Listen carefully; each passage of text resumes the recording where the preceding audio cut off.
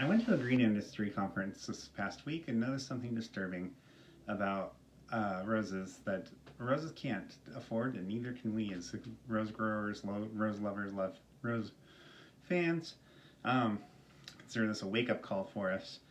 The speakers spoke very little about roses, and there was in a negative term.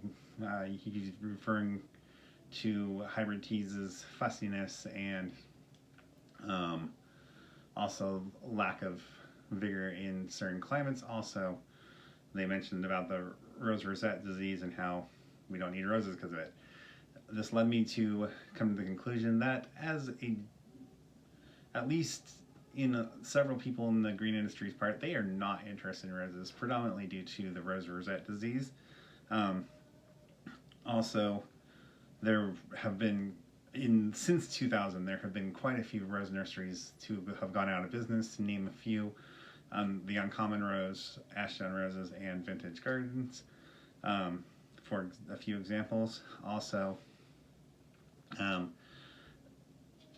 there's a major marketing push for knockout roses, drift roses, and the similar.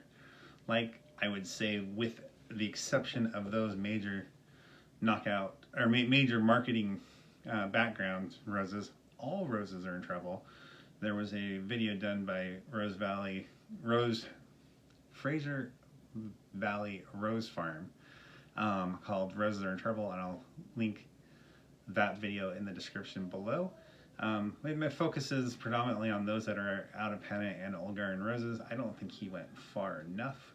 I Like I said, I think with exception of your major marketed roses, such as your knockout roses and drift roses, all roses are in trouble based on what I was seeing in the green industry conference.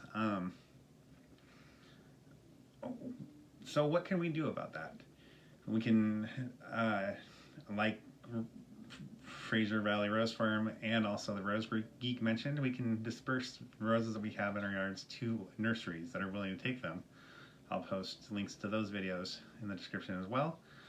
We can go out to our communities, neighbors, friends, family, cemeteries even, to collect roses or rose cuttings, not collect roses. Don't dig them up unless you get permission.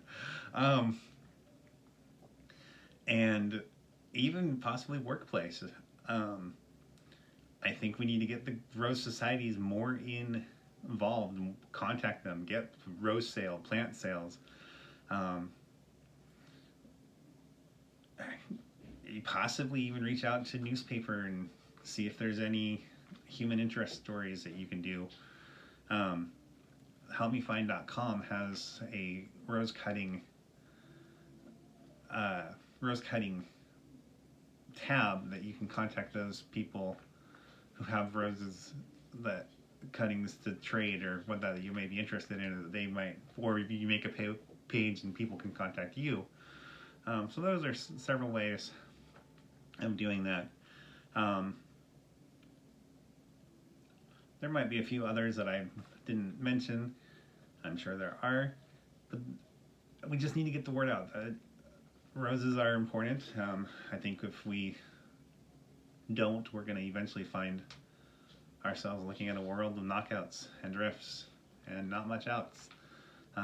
Possibly even to the point where we may not have many roses at all if those in the industry that are working on combating rose rosette disease don't get this funding. That's something else we can do. We can fund research for that. I know Texas A&M is doing projects, and maybe reach out to them and see what you can do to help them.